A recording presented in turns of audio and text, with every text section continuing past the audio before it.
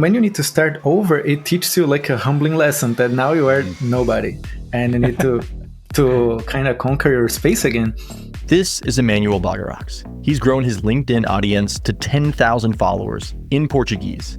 Now he's starting over from zero in English. A new profile, a new audience, and a big vision. And it's like when I was starting, I thought would be a huge success if I managed to connect with one person a day. So then I thought, okay, 90 days, 90 people. But I already am way over it. So for me, it's already beyond my expectations. I first stumbled across Emanuel's graphic design and was blown away. His ability to break down complex ideas and simplify them into visuals that are so clean and compelling is truly inspiring.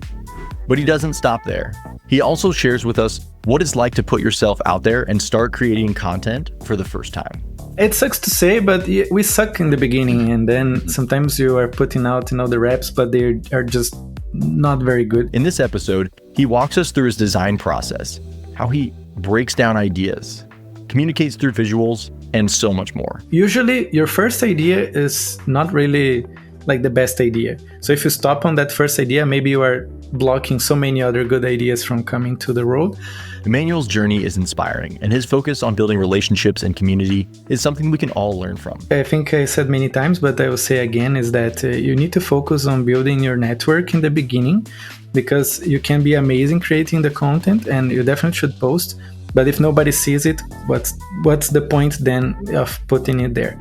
So with that, let's dive in to my conversation with Emanuel Bagerakis. So yeah, Emanuel, maybe before we jump into this conversation today, would you mind just giving us a quick rundown of your story, how you got to where you are today, maybe where you picked up some of your skills, and then that way when we dive into some of, talking about some of your work, it'll just like have that much more impact because people will have that context.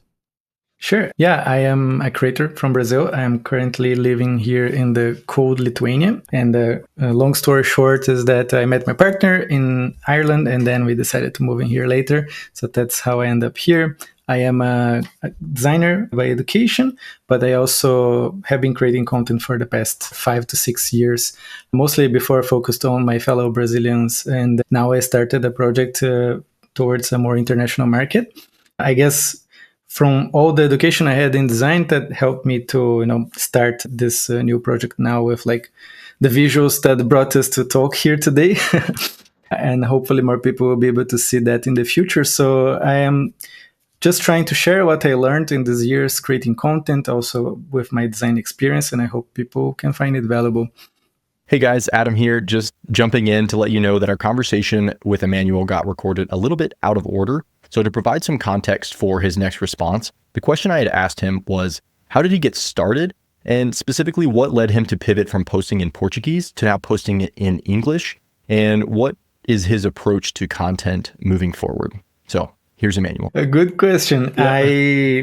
So to give a bit of context then, is that I was working in this project for the Brazilian market since 2019, basically.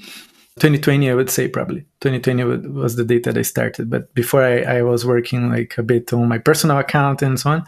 So I started talking about design, specifically about like product design, like for software. And I was helping people with that. And then later I pivoted completely because I was getting so many questions about how to create content, how to build, your personal brand or like a parallel project online, that I decided to shift my focus to there. I totally felt like, oh, am I doing like the pyramid scheme now because I'm talking about the thing that I am doing? But then I outgrew from this. But in general, since I started doing now this content for like a more international audience, I was overthinking a lot. So what I did, I was like, you know what? I will just start. So I don't actually even have like a 6-month plan. I had like a 3-month plan, which was I will create content at least 3 times a week. And I will see what comes from this. And so far, I cannot say I have, like much data to have a direction that I want to follow, but I can tell that from this little time that I started posting, it's like probably 2 months soon.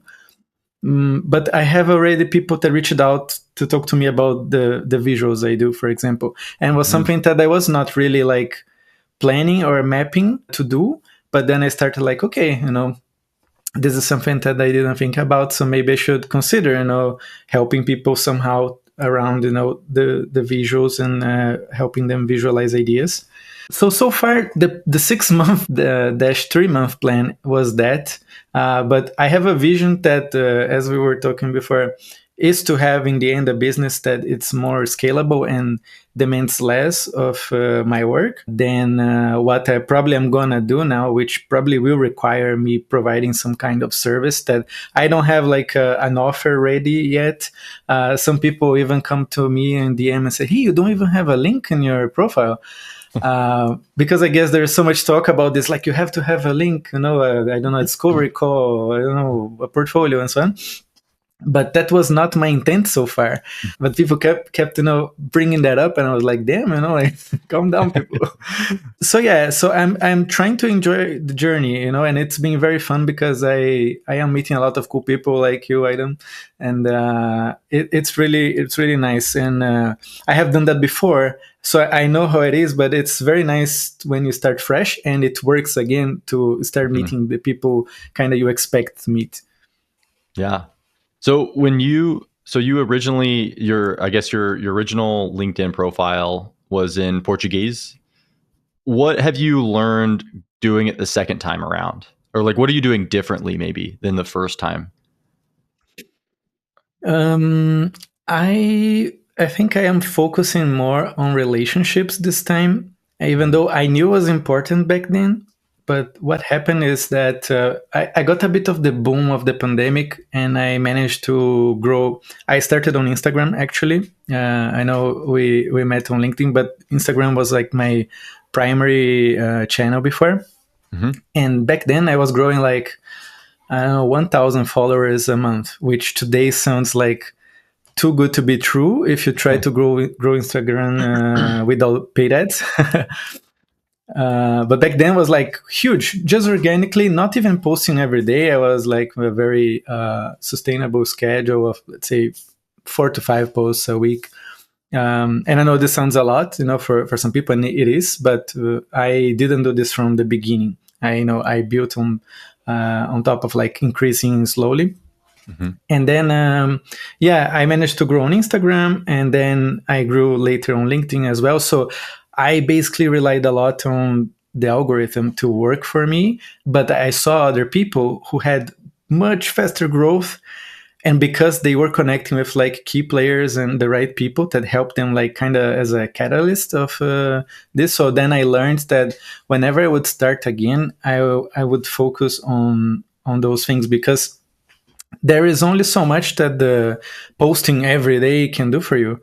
You can post every day and still not reach maybe the amount of people you want to reach or have the numbers you want to have. Yeah. And I can give an example of recently, and you even helped in that post about J. Klaus and the podcast episode. Yeah. So that post alone brought me, I think, 68 or 69 new followers, considering I had, I think, 90 total followers before. So like I almost doubled my number of followers just because of one post that did right. So I am not say, oh, it was an accident. It was not. It was, strategic to tag J. Klaus, to ask people to tag him or repost. But, it's like connecting with people. I don't expect, let's say, Jay to go to my DM and like say, hey, buddy, blah, blah. Even though I got some people that I wouldn't expect to DM me after that post. But yeah, I would say connecting with the right people in your niche or market is very, very valuable. And that's what I'm trying to do, because I know that I can be posting, but if I do this on the side, it can really help improve you reach, the right people. And you need these connections to make it work for you. Otherwise, you will be just a slave of, producing more and more and more content. So you need to think about how you are creating the content as well. Well, it's a good reminder that these are social platforms. I mean, and they are meant to be social. Sometimes we see them as just mouthpieces and we think, oh, I just want to keep shouting. And it's like, no, the whole point of this is to build community. And yes, we want, maybe to sell or build a business off the back end of it. but ultimately, Mm-hmm. even that, you're transacting with other people. And so what you're trying to do with these is just have communication, have build these relationships. And I did want to mention though that that carousel that you did for Jay, I think there's this, you're absolutely right. There's a strategic component to it where you're trying to, talk to someone in particular with a larger reach, but you have to back that up with quality. And that was just it was a banger of a carousel. It was just really good. And so I think that's why he jumped Thank you. in and he's like, I just love these visuals, or he said, I'm obsessed with these visuals or something. So, yeah, Yeah. I was really stunned when I got his comment, and I was like, oh wow, like it's like, hey, he noticed me. But I think I'm doing this. I did this, and I have some more already done, waiting to be published. But they're more like, I would say it's in three ways. One is to reach the creators, because when we are small, I mean, in the Brazilian market, I am like a, let's say, a mid creator. I'm not in the bottom. I'm not like in the top. hmm So I was kind of used to have like some spotlight. And when you need to start over, it teaches you like a humbling lesson that now you are nobody, and you need to kind of conquer your space again. yeah, Um, and so yeah, basically I do this type of content in a way to connect with these big creators, but also as a way to summarize what I learned and what I saw, because I I was through some time that I was reading a lot of books but not absorbing that much. So hmm I'm trying to do this approach of like more intentional learning, and doing these things help me learn and help other people to learn as well. yeah, So it's like a win-win for everybody, I would say. If more people get to see, that's good. If hmm nobody sees, I learned something. So there is no waste in that. And if you see it that way, I think it takes some pressure from like expecting all the time your posts to skyrocket, because I know that that is an outlier, and yeah, maybe I would do it to someone else. Maybe it will be Chanel Basilio. I'm not promising, but it might, and yeah. she might ignore it. Uh, and then I will just follow and Just continue keep with going. other things. Life Yeah. follows. Well, that's something that Maggie and I, my wife, we've always said from the beginning when we started our podcast and when we started our newsletter was we wanted to learn the skills for ourselves, and we wanted to have a way to synthesize the information that we were learning and consuming, because you learn it so Mm-hmm. much better when you teach it, when you have to write about something that you're learning, you understand it in a way that's so much Yeah. deeper than when you just passively read it. And that's part of also why we wanted to have these type of conversations, because Emmanuel, I want to become your friend. I want to have this piece of content with you, because when you do skyrocket, which you will, I want to be like, hey man, I knew this guy, Hopefully, hopefully we can both. Yeah. And indeed, it's like I after I started this new account with my other account, I started to try to bring to spotlight small profiles, because I was Mhm. like, damn, like it's so hard, and I forgot about that. So it was actually also a good thing, because now whenever I see someone starting and they have like, of course, some potential, because it sucks to say, but we suck in the beginning, and then Mhm. sometimes you are putting out the reps, but they are just not very good. But when I see that somebody has like good potential, or like something interesting to share, I always try to also bring people up, because it's like an exchange. Someone will do that for you, and we need to do that for somebody else. Mhm. Yeah.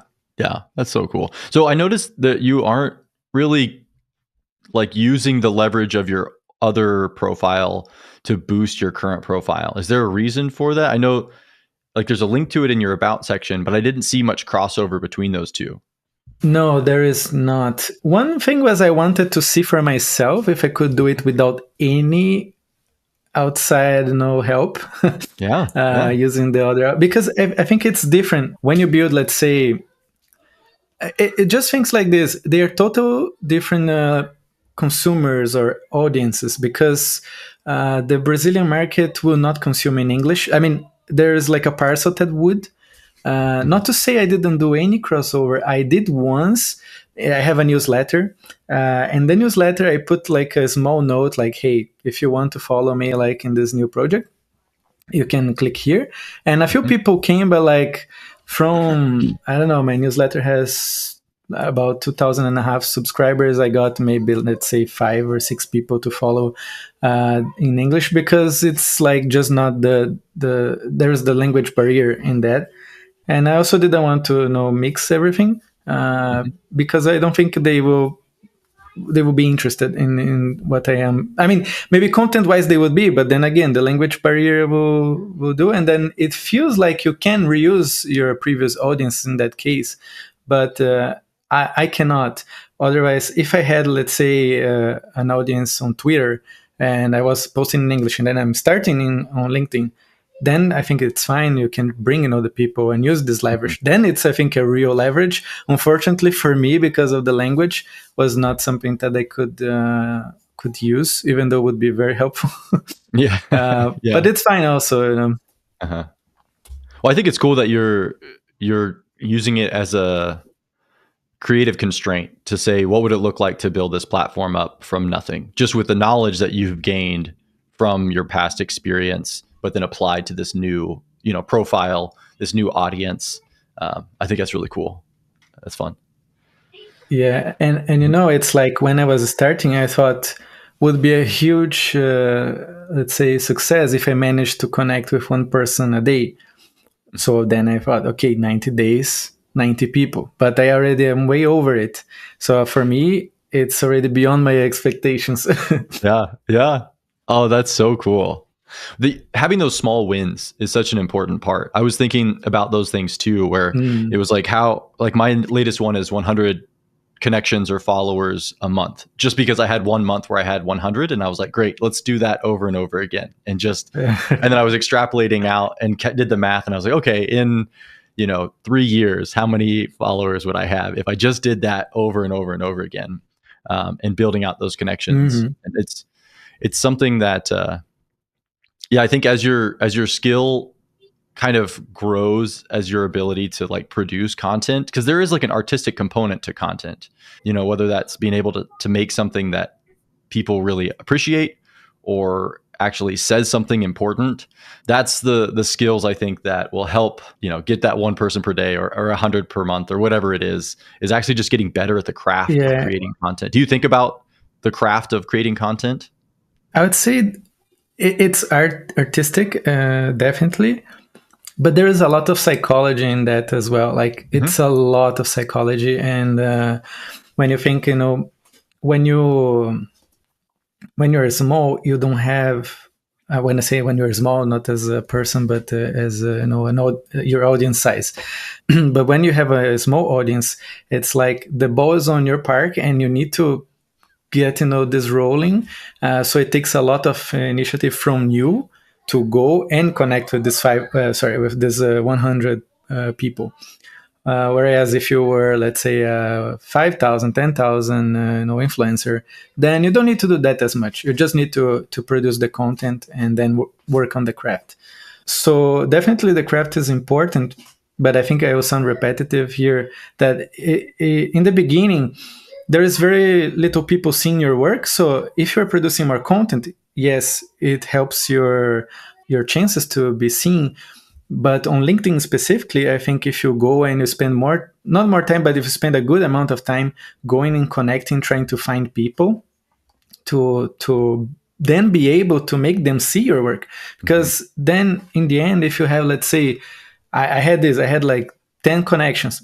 It doesn't matter if I post every day, Yeah. because it's only this 10 people plus a few percentage extra Hmm. that will see, but that's it, you Hmm. know? So I would say focusing on like the relationship, and then after some point, and I don't know how to say what numbers would be, if it's like, let's say, 500 connections or 1,000 connections, but I would say try to focus in this beginning to build the relationships, as well as you work on your craft, but don't forget the other. Because I was in the situation where I focused on the craft. I was like producing content like a machine, but then it's not directly connected to the results that you're going to get when you are in this stage. And it might happen, because we cannot guarantee anything, but I would say it needs to have a balance between these two things. And when I mentioned the psychologist, that it's part of the craft in a way that you need to understand the principles, why women feel attracted to certain things, some rules like reciprocity. So like when you help someone, this person will kind of feel that they owe you a favor. So you can use that also as leverage on social media. So like if I help you today, maybe tomorrow you want to help. Like you help me, let's say you repost that post for Jay. If I will see you needing that thing, I probably will go there and I'll make an effort to do, because you helped me. I need to help you because this meant survival before. Yeah, that's right. So yes, it's important to learn writing, copywriting, graphic design, and like video editing, video producing, and all these meta skills that you kind of learn as a creator. But there's also these fundamentals that they are very important. Mm-hmm. And so when I think about your, talking about the craft in terms of the graphic design, but then mixing in the psychology component, that brings me really neatly to one of the things that drew me to your work in the first place. Was the graphics were great, but your ability to take an idea and break it down into something so simple, like it shows a level of understanding of psychology and of how we think and understand that I just was blown away by. So how do you do that? Like, how do you actually do that? That's actually a great question, because sometimes you just do the thing, but you don't think much about the thing you are doing. Yeah. I would probably say that it's because my education is in design, and I have been doing that for over 10 years. I worked with many different, projects and companies, like from startups to corporations, banks. And the one thing in common in the design is that you need to synthesize information, organize information. So I guess this also helps. Of course, I have the skills to visually produce, but I also am trained to kind of like simplify complex information. Like I work with software, so like it's complex. So sometimes you need to transform this into something easy to be used for like an end consumer.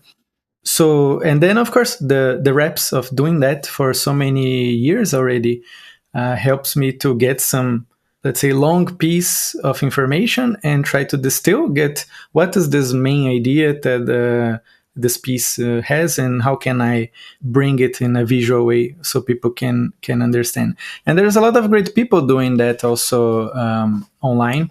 Not to say that I am the only one doing this, but indeed it's like something that it is quite difficult, because usually people tend to put a lot of things in one place.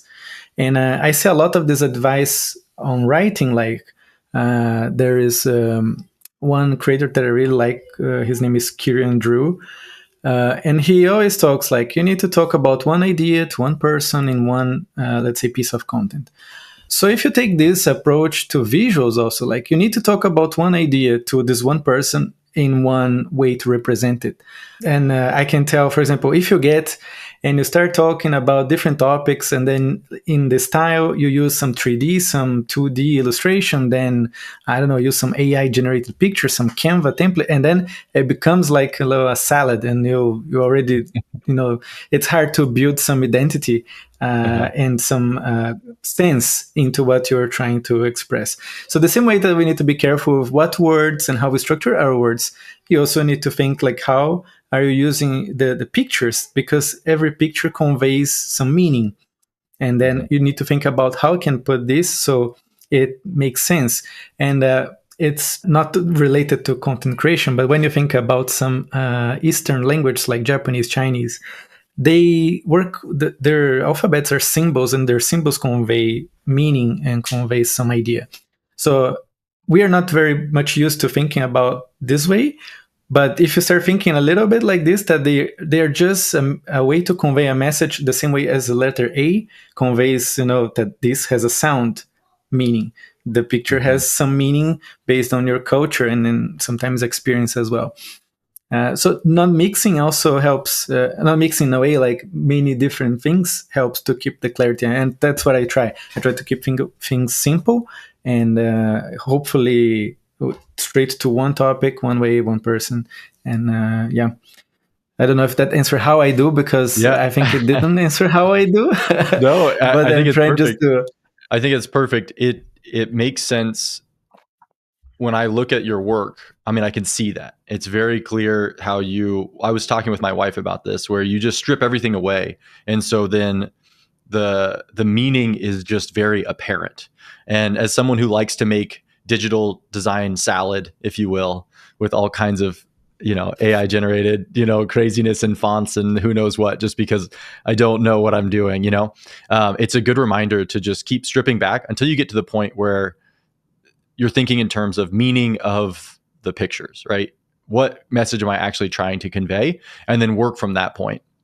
So it actually reminds me of one of your more recent carousels. I think just went up today. Actually, is the where you took how to sell, and then created the mind map off of Ah, that, and then off of that you came up with these others, and then that.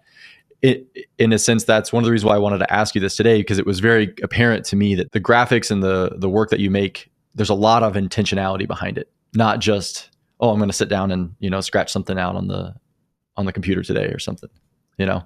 and that's what usually people think it happens. Yeah.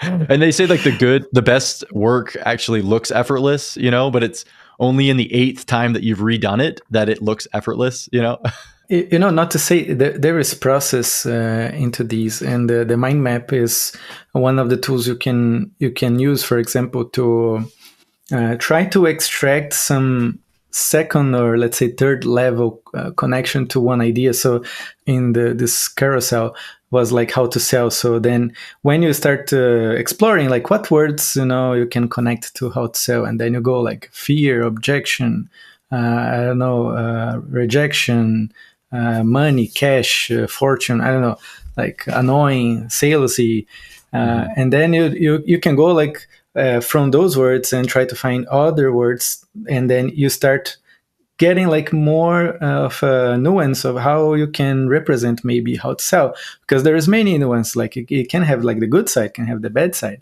So definitely it helps. And I think one key part of coming up with this, let's say, good ideas and visuals is it's very common in the design school to teach you to think divergently, in a way, think of a lot of ideas first, and then you select some, and then you refine them. So a lot of times I will sketch something, and I will sketch a lot of things I will not like, and then something will point a direction to where I kind of like think that it can go, and from that I start going like more narrow, and then refine until the end result. So if you apply that to either your writing or like generating ideas, anything that you are creating, you can apply this process of going broad, generate multiple options, not restrict anything. Usually, your first idea is not really like the best idea. So if you stop on that first idea, maybe you are blocking so many other good ideas from coming to the road. So if you don't stop there and you follow, and then you decide what you want to do and then refine, I think that can work for literally anybody. Mm-hmm. And you kind of mentioned sketching. That makes me wonder, what's your workflow? Like, would you describe real quickly, just like how do you Yeah. literally go from ideation to the point where you have like a finished product? Do you start with pad and paper? What programs do you use? So what's the production function I of can, I Emanuel? can actually, let me get here. I start on paper because I guess I am old fashioned. So I have like some things like this, very rough. Well, I don't know if I can, but you see, like it's literally like some scribbles on the paper, and I think it works. My goal of the paper as a first step is just to dump the ideas, and I am talking in a way that I talking about content creation in general. I already am decided on the topic I am going to talk, because I already planned this beforehand. So let's say I know that certain day, let's say Monday, I will talk about, I don't know, overthinking, and then when I'm going to create, I know the topic, but then I am thinking, what can I talk about it? And then I will explore this. I will go on paper, and then I will see, maybe I have a quote that I want to represent, and then I will try to brainstorm some ideas, some ways to represent that quote, for example. And then from the paper, I go then to an iPad. I have a personal taste on vector illustration, which means basically that you can edit more freely. So I can reuse it later in, let's say, further in other posts. I don't know, if one day I will build a landing page, I can put that and adjust, size and so on. So I use a tool called Linearity Curve. It's not very famous because, well, we have Adobe Illustrator. But it's an alternative, way cheaper though. So I use that, but you can use Illustrator. You can use, there is, I think, another Adobe one called Fresco. But I would go for Illustrator if you don't want to use others. It's totally fine. And then using an iPad, I do the freehand drawing of like what sketch I had. I do the sketch there, the illustration there, but I don't finish there. I bring it to Figma, then on computer, and in Figma I do like some final touches like coloring, adjusting like some roughness of the illustration, plus I do the design of the post, which means basically adding text, or if it's a carousel, assembling all the slides and so on. And in short is that for the design, and then I use Notion, to keep everything organized, the text, the calendar, and so on. And I schedule it with a tool called Publer. I don't know. I think it's free up to 3 accounts. So you can use Publer to schedule, or any other scheduling tool for LinkedIn or any platform you use. But in general, the workflow is pretty much like this. And I guess how long does it take you? It probably depends on the type of post, but what's an average, time spent to actually produce something that you're really proud of? Yeah, it really depends. But for example, the J Klaus carousel, it took me a while. One, because I listened to that podcast, and I had like a note saying that I wanted to do something about that podcast, because it was very interesting that some creator with a small audience of 4,000 people managed to live from online courses. Like, of course, it was cohort based, but still, it's like quite hard to to make a living from a product like this.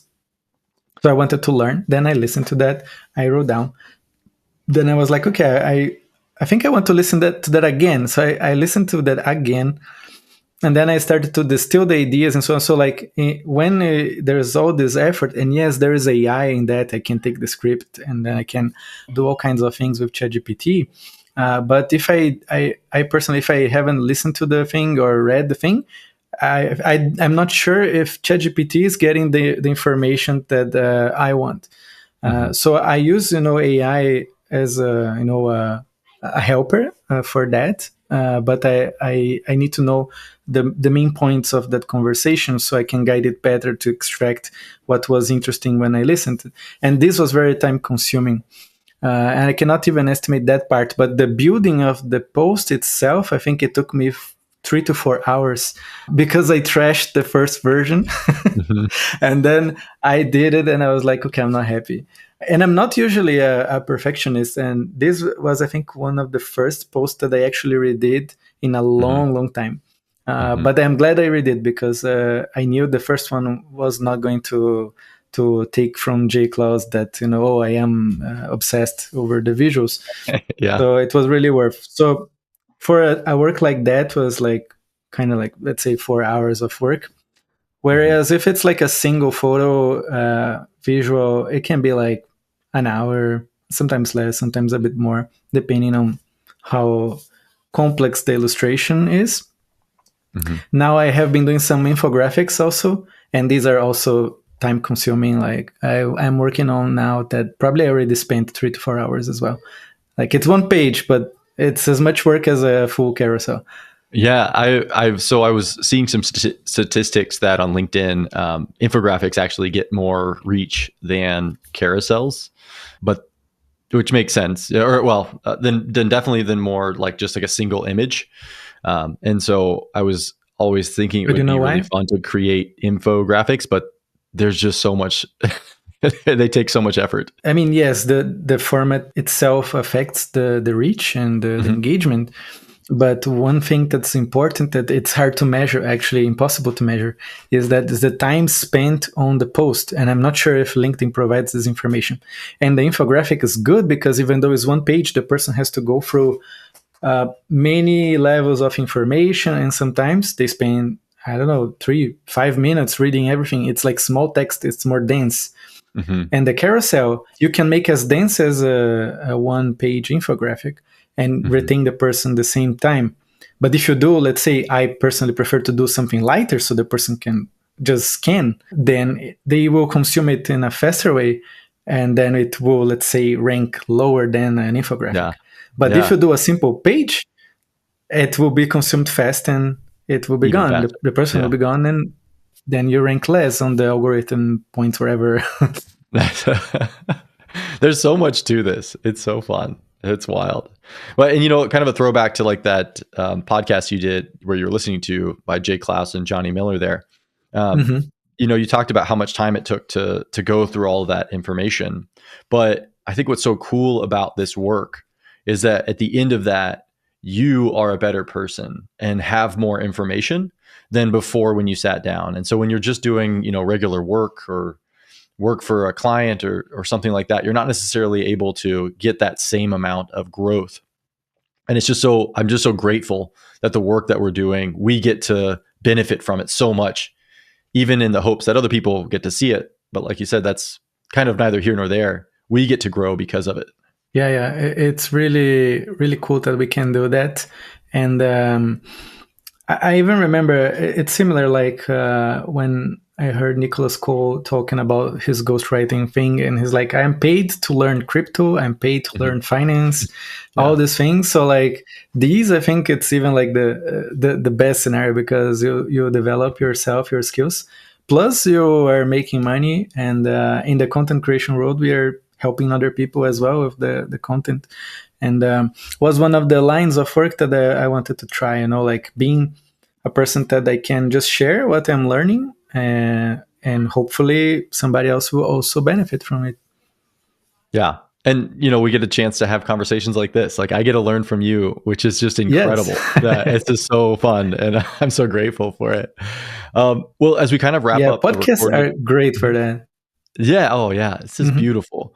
So as we kind of wrap up, I was wondering if you'd be willing to maybe give some advice to someone who is either just starting on their LinkedIn journey or just coming to LinkedIn. And I don't necessarily want to limit you to graphics because you're so much more and you have so much more information than that. But, just some advice, whether that's design, whether that's just how to think about the platform, whether that's just encouragement. Yeah. What do you have to say for someone who's interested in being on LinkedIn? Yeah, I think for LinkedIn, it's still a very social platform. Like if we compare to other platforms nowadays, like Instagram, it's not how it used to be.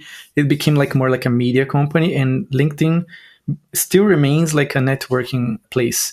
So definitely, I think I said many times, but I will say again, is that you need to focus on building your network in the beginning, because you can be amazing creating the content and you definitely should post. But if nobody sees it, what's the point then of putting it there? We all want to be seen, and it's good if you learn something from creating. But if we want to be seen, if you want to do business, or I don't know, find a new job and so on, you need to have the network in place. So definitely would be focus on building the network, and focus on LinkedIn, because it's very easy to get this shiny object syndrome, and you see like, oh no, there's Blue Sky, there's Substack, there is Twitter, there is that, there's many opportunities out there, and it's very easy. I sometimes feel tempted also. I keep thinking about, maybe I should be reposting this somewhere. But in the beginning, I feel that it's much better to have like one place where you dedicate your attention to build those relationships, to post, to learn the platform. And this is an advice that you hear from me, you hear probably from a lot of other people, because in the end, it's true. When you start to spread thing too early, you're not gonna probably last more than 2-3 months, because it's too much work to be. It's like mental work to be in many places. So to do things slowly, like one at a time, and build your relationship network in the platform, definitely would be something that I would advise for. That's awesome. And if someone was watching this and wanted to see these amazing graphics that we're talking about, which I'll definitely throw some up in the video here, where can they go to find your work? Well, I will say, as I'm preaching, I have just one place that you can find me so far, which is on LinkedIn. So you just search for Emanuel Bagerakis, and you will find me there in blue avatar. If it's not blue, probably it's not me. It's some AI bot. But yeah, just search for Emanuel Bagerakis. Maybe we can write somewhere down because it's not an easy surname to pronounce. Yes. So yeah, you can find me on LinkedIn. Very cool. Emanuel, thank you so much for jumping on this recording with me. And like I said, I've just been a big fan of your work ever since I saw it. And I was like, and I looked to see, and you had 40 followers or something. And I was like, how is this even possible? This guy's way too good, to have just 40 followers. Thank you.